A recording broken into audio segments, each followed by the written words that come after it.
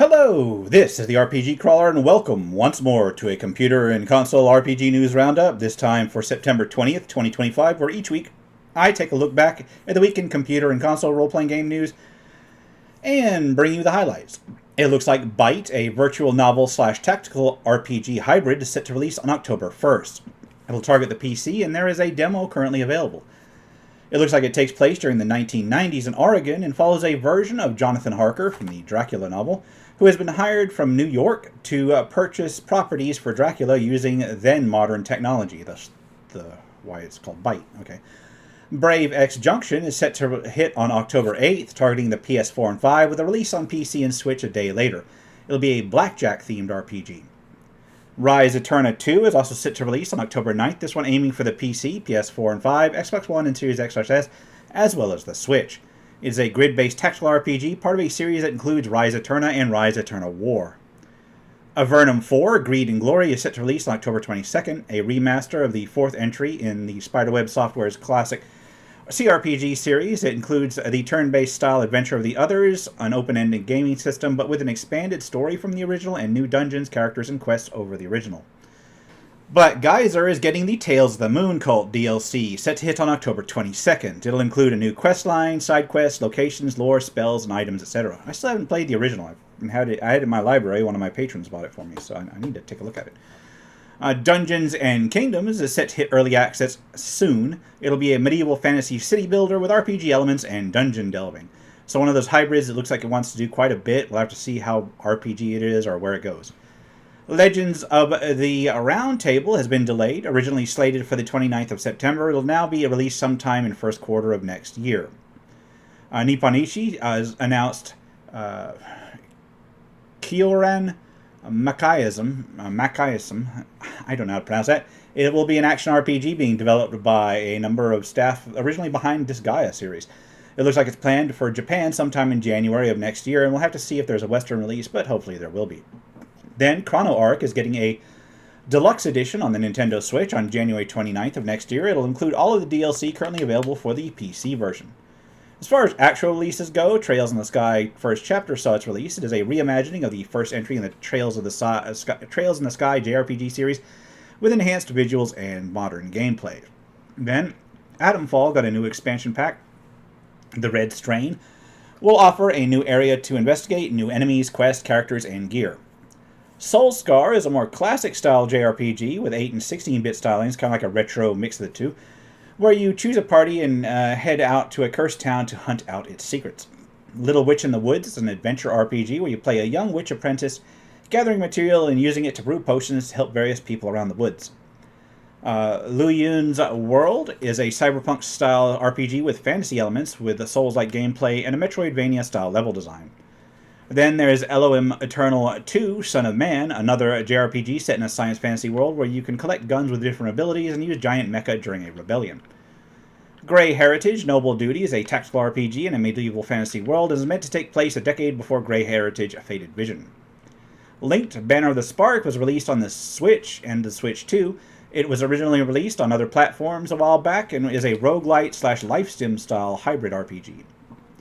Then Viractal, World of Viractalia, has hit early access. It is a board game style RPG that combines dice rolls and miniature style presentation on a hex-based grid board with more standard RPG elements behind it. Then there's a Doomspire, a deck building roguelike where you build up different deck combos to head up a tower. Marisa of Lyretop Mountain is a adventure RPG using tabletop elements where you play Reimu as she enters a mysterious book looking for Marisa who has disappeared. Puzzle Quest Immortal Edition saw its release and is a new version of the classic Match 3 game from the DS era. Man, I remember playing this one with RPG elements. True fact, man, I had a power failure during a hurricane way back in the day, and I had nothing to do but play Puzzle Quest while the power was out. And I swear, I don't know how long DS batteries were expected to last, but I think that I ended up playing that for almost 2 days straight before the batteries finally died. Anyway, Class of Heroes Remaster saw its release. It is a entry into the classic wizardry-like dungeon crawler.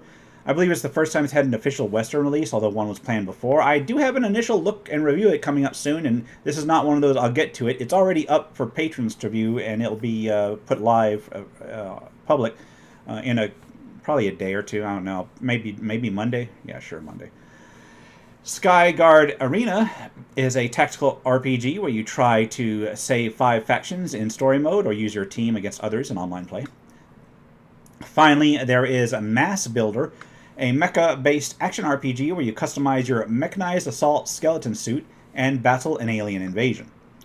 With that, let's take a look at crowdfunding campaigns. Remember that contributing to a crowdfunding campaign should be done only at your own risk. Doing so is no guarantee of even receiving a product. Mentioned here is not an endorsement, but it's for informational purposes only, and it looks like Blank Sword will be an angelic-based roguelike set in a network of floating islands where you play an angel who was left for dead after a betrayal by another angel, and then you basically go back up into the the floating islands to sort things out, probably with violence. Fallen Fates will be a top-down action RPG with hand-drawn pixel art from the same people behind Dark Devotion and Astral Ascent, so those things were supposedly pretty decent, so there you go. Ball Buds will be a monster tamer RPG with a focus on humor and a more adult kind of mature kind of look at things, along with FPS action and kind of over-the-top violence sometimes, where you capture creatures, collect them, and then use them to battle. Darkened Days will be a gothic indie RPG meant to focus on mystery and consequence, with this crowdfunding going on to make a demo, so it's very early days. I usually don't cover things this early. Finally, there's Fangs and Forges, which is a turn-based RPG/card game hybrid set in a high fantasy world. This one actually does have a demo available at the moment, so you can go check that one out. And with that, I will wrap things up here. This has been the RPG Crawler with my CRPG News Roundup for September 20th, 2025. As always, links will be below. If you like what you've seen, remember to leave a like, comment on your feedback, and subscribe for more RPG content. Until next time, take care and goodbye.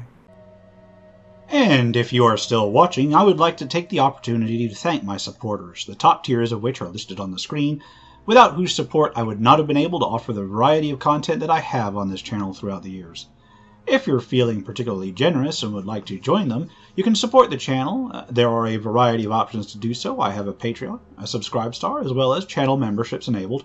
If you are not in a position to contribute, simply leaving a like, a comment, or sharing my videos are all wonderful ways to help the channel grow without spending a dime, and are all greatly appreciated.